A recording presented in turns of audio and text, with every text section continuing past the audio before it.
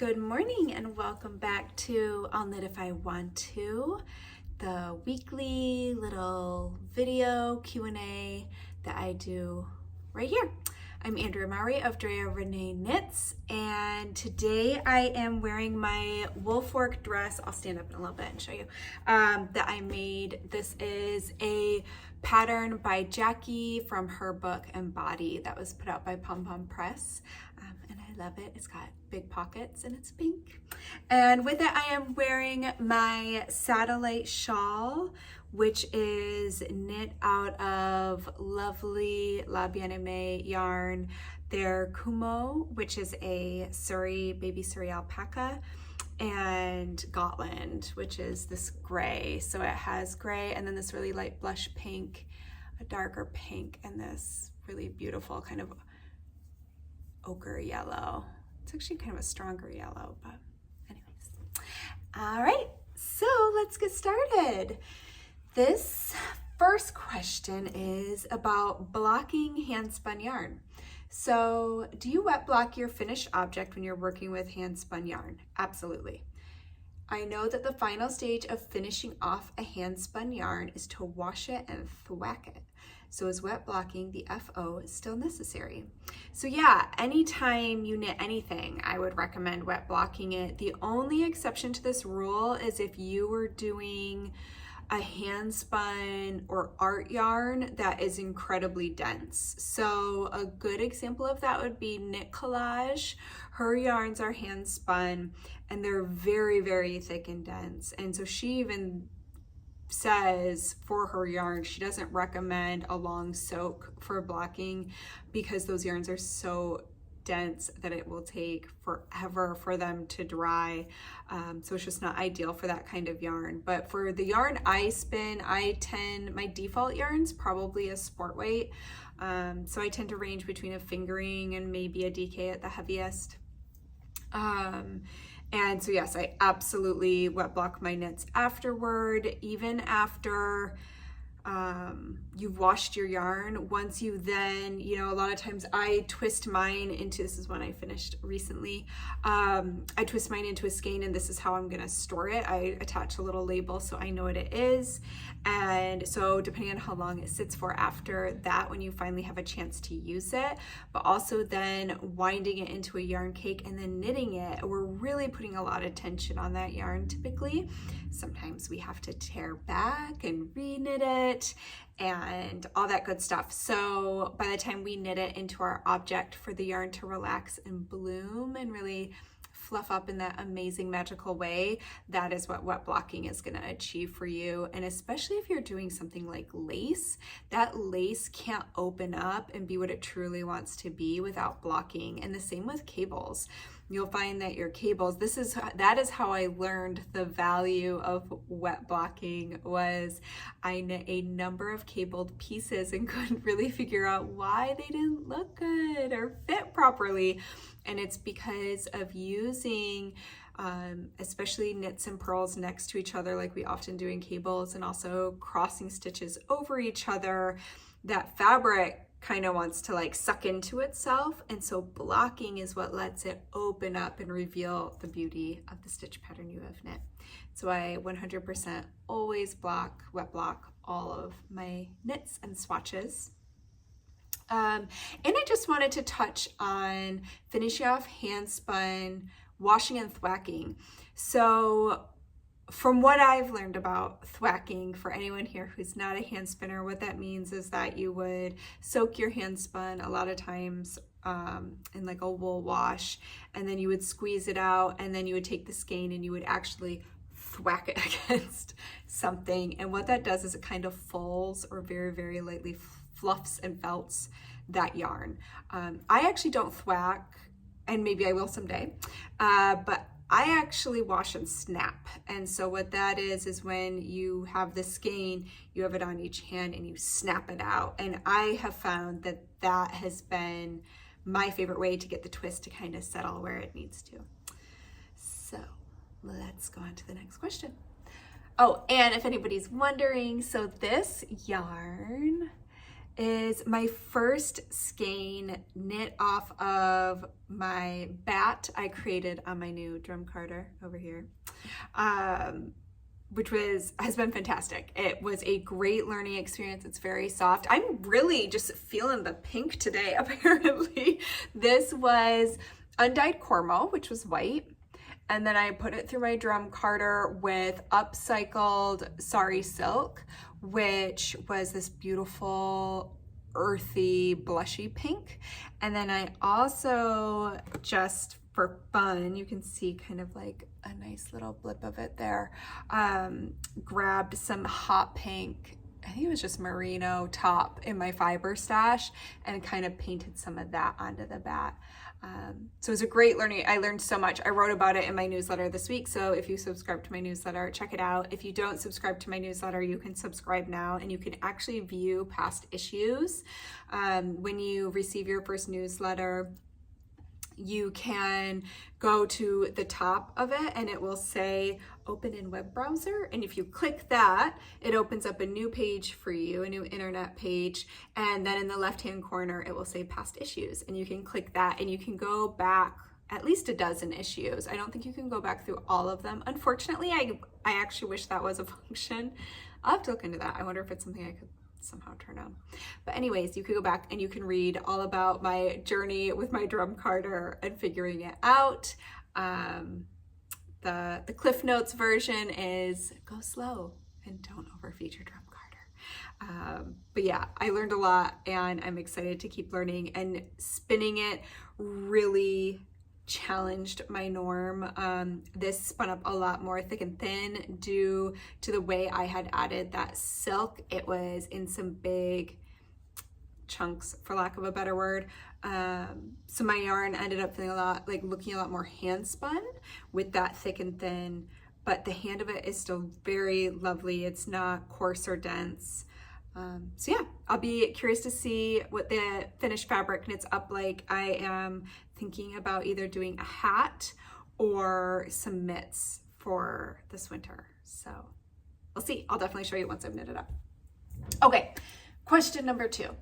Any suggestions? I just had a moment of worrying that I hadn't hit record, but I did. We're doing good. Okay, Stonecrop Cardi. Any suggestions on what to do instead of the crochet bobbles? So I have linked below if you are not familiar with that pattern. I did show it about 2 weeks ago in my little Rhinebeck flashback showing my previous Rhinebeck sweaters.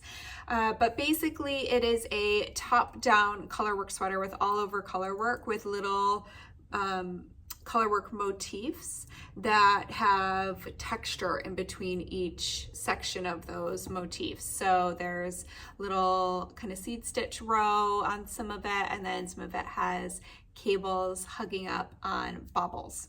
So it depends on what you meant by instead of the crochet bobbles. If you just don't like the crochet bobble, which I'm linking that video below, because if I do have any other fellow bobble enthusiasts, I will say the reason I have switched to a crochet bobble in pretty much all of my patterns with bobbles is because they just, for me, work up so much like tighter and rounder. They make a beautifully like perky bobble and I love them.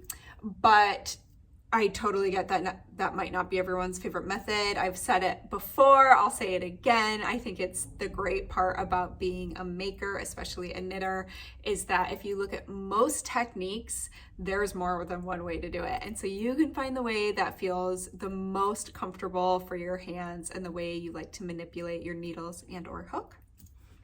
So there, you can absolutely just sub in a knit bobble. I have also linked to my knit bobble tutorial below, which is kind of nice because I show you how to work it to knit backwards instead of having to turn your work back and forth, which when you have a whole sweater on your needles, that can be pretty cumbersome. So that's why I figured out how to do it without having to actually turn my work. I just on that needle knit backwards. So you can check that out. Also, if you just are not a bobble fan, much to my sadness, but I get it, not everyone's a bobble fan, you can just leave them out. A number of people have. I've definitely seen Stonecrops that just did not do the bobbles. So you won't hurt my feelings. You can just leave them out if you're not a bobble person. But otherwise, try the knit bobble and see what you think of that. All right, so I had two questions that were so similar, so I thought that this would be a good one to answer. Basically, both of these knitters are kind of at the beginning of their journey when it comes to swatching, and especially swatching in the round. So I notice quite often that the swatch needs to be knit in the round and sweater patterns. This makes a lot of sense. I'm wondering if you have any tips and or resources that you could recommend for the best way to get an accurate gauge swatch, flat or in the round. And the second person also said,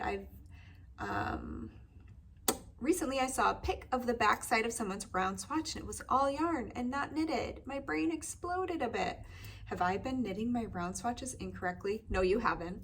Can you explain what this method is and how to do it?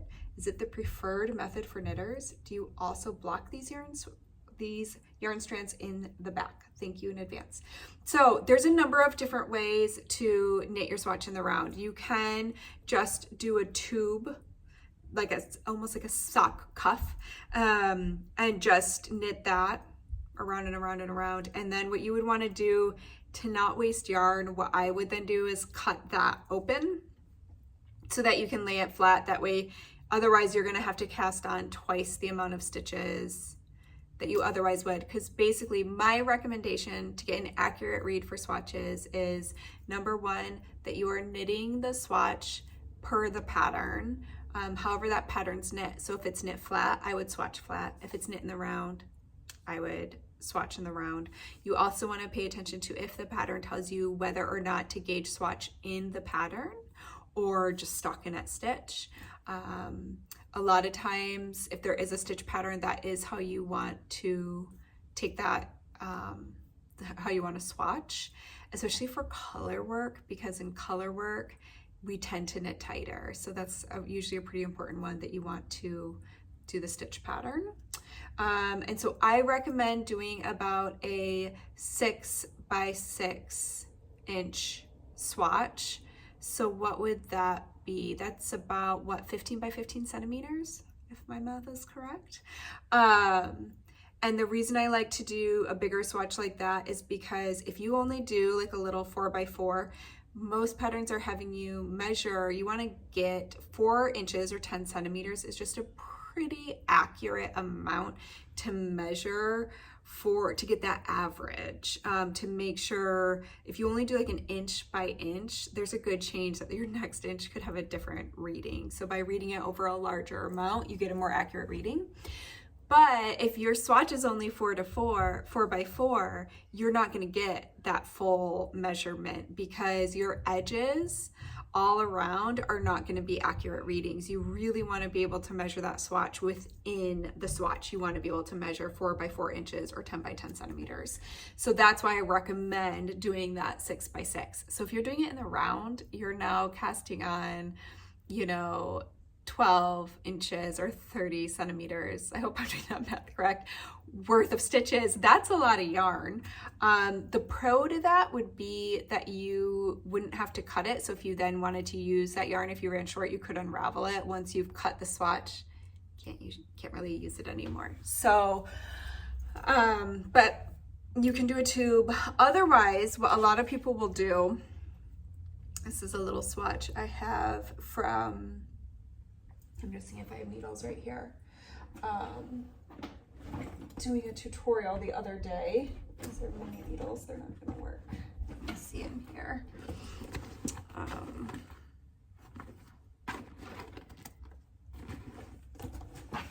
All right, so this is not a proper tutorial, but just to kind of give you a little visual demo, you definitely can find tutorials on this. I should film one someday. I just have not yet.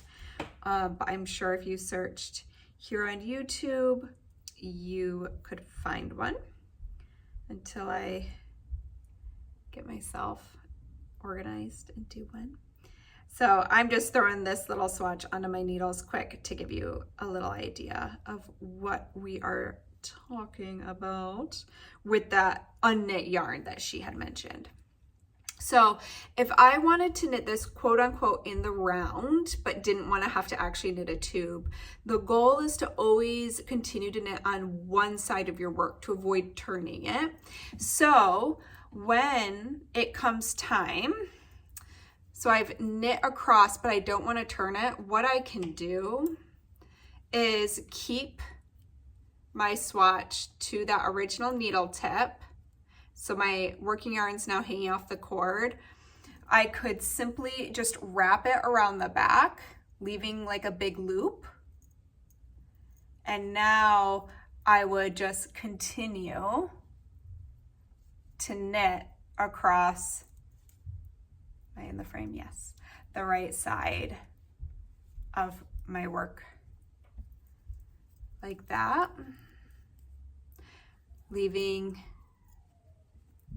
this loop around the back. So basically I'm just stretching that yarn right back to the beginning of my needle tip over here, and you would just do that at the end of every row. You would grab your yarn, leaving a loop behind your work, and knit across the front again. At the end you would have a whole bunch of strands of yarn back here, which you could either cut so that you can wet block and lay it flat, or if again you're trying to keep that yarn just in case you need to use it and you don't want to cut it, what you would want to do in that case is leave fairly large loops so that it doesn't add any tension to your swatch when you try to lay it flat. So like this loop would be fine for me to lay this flat after wet blocking it, and I would just leave all those loops in the back so I could eventually unravel it if I needed to.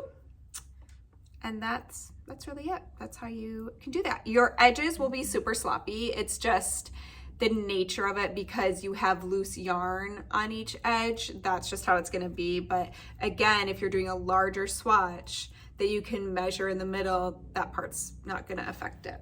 So I hope that made sense. All right. I just am making sure I'm not skipping any questions here. Okay, I have bought many ball winders, low to mid-price range, and all seem to break after minimal use. Is there a ball winder that you love? And if so, please share. So yeah, I have 2 ball winders. I started off, definitely I had a lower range price one, and it was plastic. I don't even know if it could hold onto a table. You might have had to hold it in your hand to hand wind, so it was really not the most comfortable thing to use. So I did eventually upgrade. My one of my favorites would be for like a table clamping, sorry, I don't know why I could not think of my word just there. For one that just clamps onto a table that is going to last forever, I like the Stanwood ball winder. It's a heavy duty one. It holds up to like 10 ounces of yarn, so it's can hold quite a lot of yarn. I have unraveled a sweater onto it, and I think it only took like 2 cakes because they could be so ginormous on that thing. It's made of metal mostly, so it's very hardworking. So I love that one. And I mean, I've seen ball winders. I guess I haven't bought one in so long that I'm not sure what the price range typically is on them anymore. I think the Stanwood's probably about $75. I also think it's probably the last ball winder you'd ever have to buy. I've never had a problem with it. If you are somebody who likes like a pretty wood one, I really like Fiber Art Supply. It has beautiful ball winders and swifts. They even have an electric ball winder, but it is very pricey. Like then you're getting into the high end. Like I think they have 2 different ones and they're in the hundreds of dollars. So probably might not be what most knitters are looking for. But that Stanwood, I think it's a great ball winder and I highly recommend it. All right, I recently decided to try brioche and used your 2-color tubular cast on. I started with a bulk yarn and it went great, smooth sailing. I then decided to try your Ghost Ranch hat. I was less successful on the smaller needles and lighter yarn. Everything kept twisting. Any suggestions or tips to help with this? It does look so much better with this cast on. I love that cast on too, and it is finicky. So yes, there is the best tip for tubular cast on in general, whether you're doing 2 or 1 color, is that you can cast it onto straight needles. And that really helps with the twisting because they don't get super thin. So where people struggle with the tubular cast on is if they're using circular needles. When those unstable little stitches get to the cord, a lot of times they rotate around it and it can be pretty confusing. I will say that the more you practice it, the more comfortable it will be. The spinning of the stitches won't feel so stressful. So I don't ever use a straight needle, and I've had no problems with everything ending up the way it needed to be. But 100%, I know a lot of people who still will like just always do it on a straight needle. The reason you can do it on a straight needle is because with the tubular cast on, you have to work 1 to 2 setup rows. It's typically 2 because you want to work the front and the back so that you work all the stitches flat.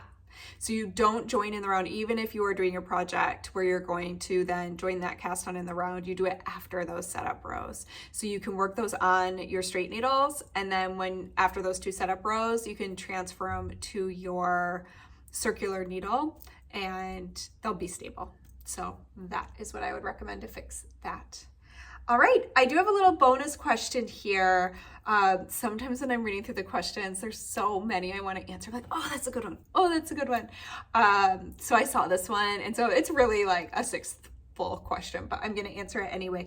I will also say, make sure to check out the previous episodes. I am seeing quite a few repeat questions, which is bound to happen. But if you're really like, oh, I really want this question answered, take a peek. Under every episode, you'll see it says show description, and you're going to see where I've started typing. If you click show more, it will drop down and you'll see all the questions I answered in that episode. So you can fairly quickly go through previous episodes to see if I've already answered your question. And if I included any links or anything that are helpful for your question. So for this bonus question, how do you decide what ply yarn to use? I liked a pattern that called for a 2-ply fingering, but the yarn I wanted to use was a single ply fingering. How do you know what to use, and what is the real difference in ply count mean? So simply put, and I will tell you right out the gate, like, I'm no expert on yarn construction. I have learned so much since I started spinning yarn that it just amazes me. As somebody who is a knitwear designer, I at times am like, wow, kind of feeling like I put the cart before the horse with not knowing more about yarn construction until I started spinning. So it's been really fascinating. If it is a topic that interests you, I recommend delving into the world of spinning yarn because you will learn so much. But the way I think about ply and its importance is strength. And I'd be curious if anybody else has differing ideas of the importance of the ply and the difference, but that to me is kind of like the most important part. So a single ply yarn is going to be the weakest because it's only 1 ply. It's gonna pill more, which is probably like one of the bigger maybe kind of complaints with that yarn, or just things you need to know. There's a good chance it's going to pill more. And it also may not last as long. So if you are trying to knit like heirloom quality knits that you could hand down for generations, you might be a little wary of the single plies because they're just going to break down faster, because when those fibers are twisted with other plies all together, they become stronger. A great way to understand this is trying to break yarn with your hands. A lot of single ply yarns, you could just pull them right apart, where if you try to pull apart like a sock yarn that has 3 to 7 plies, I mean, once you get into those commercial sock yarns, they can have so many plies, and you try to pull it apart and it just like hurts your hands so bad. That is how I think about it. That kind of really describes it. But you can really go further into it. So I will say I love a single ply. The way that color can be applied to single plies is really, really beautiful. For a long time, I was just so strongly drawn to them because of the color that could be applied to them. Speckles are my favorite on a single ply. I really like them for shawls, because shawls, I'm not going to put as much wear and tear on as like a sweater. So that's probably where I would opt to use a single ply. I would not use a single ply in a pair of socks. You're going to walk through those in like a week. So I would avoid it for socks. 2-ply is ideal for lace. So a 2-ply yarn wants to stay put. It'll open up and show those eyelets, where a single ply won't.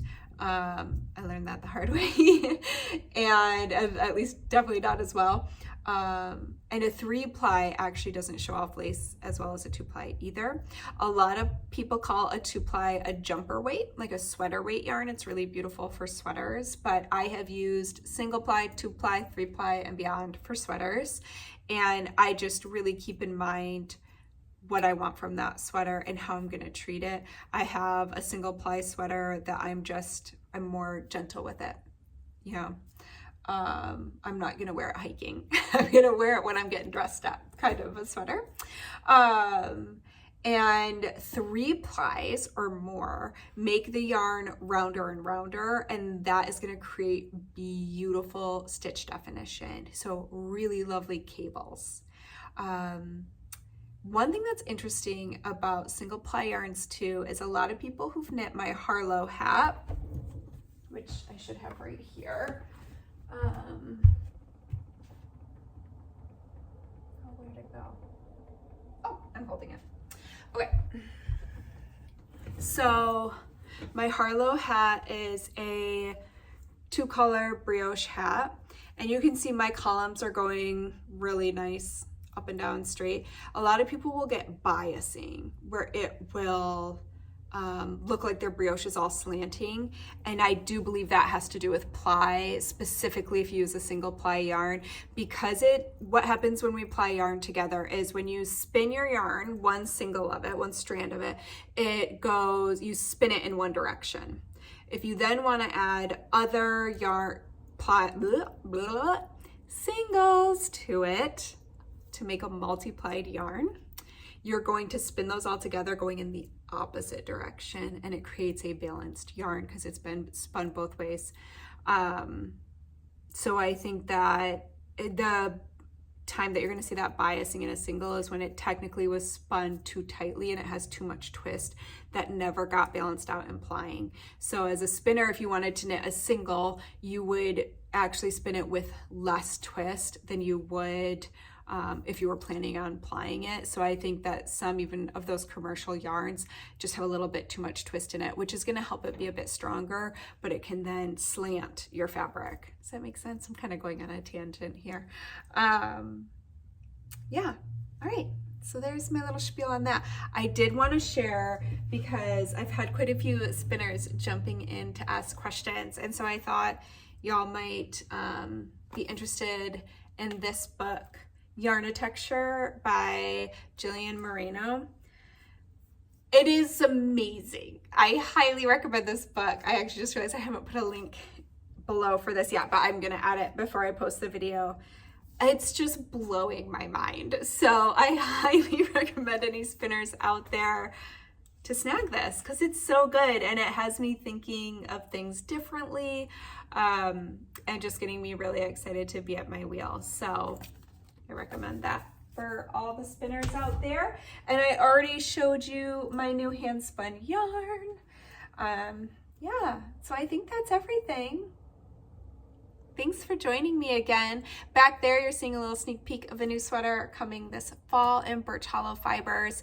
The shawl on top is Ramble, and those socks are the DRK Everyday Socks. So when I want to block my socks in a pretty way, I use these sock blockers that hang on my wall, and I literally let them dry on my wall.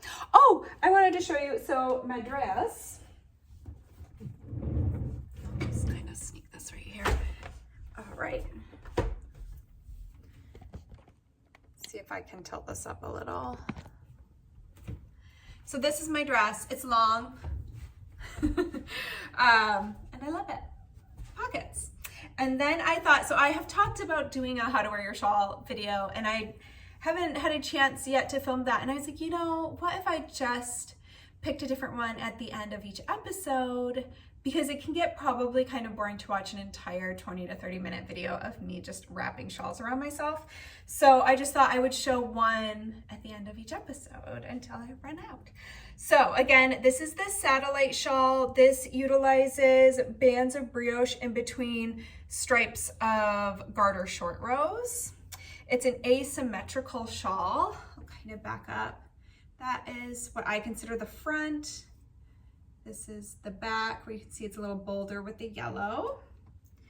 So the way that I like to wrap an asymmetrical shawl, which is one of my favorite triangle shawls because they always have a nice long wingspan generally without getting too deep in like the deepest part of the triangle. I'm very short-waisted. So from my shoulder to my bust is incredibly short, and from my bust to my waist and hip, I just don't have a lot of length there.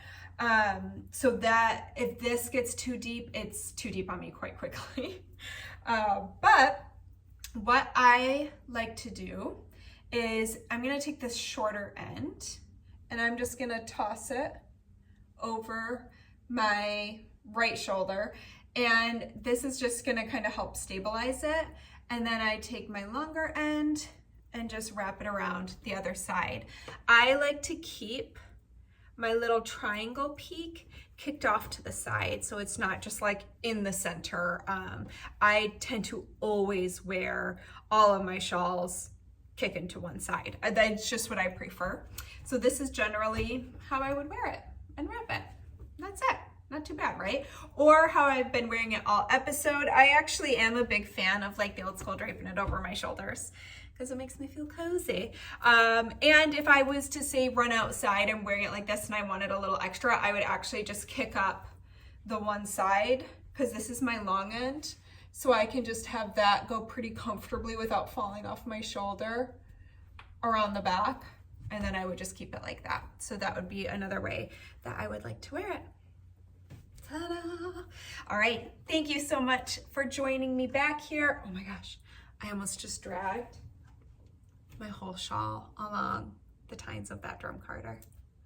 Okay, it's time to end this here. Thank you for coming back as always. Thanks to everybody who helped celebrate my birthday and snagged some patterns for themselves during my birthday sale. I hope you have a great weekend. I hope you get to make some things or get inside. All of you in the Northern Hemisphere, we are soaking up this last little bit of summer. We feel like it's flying by so fast. So I hope you get to too. Those of you in the Southern Hemisphere, I hope you're super cozy and knitting, maybe by a fire with a warm beverage. All right, I'll see y'all next week.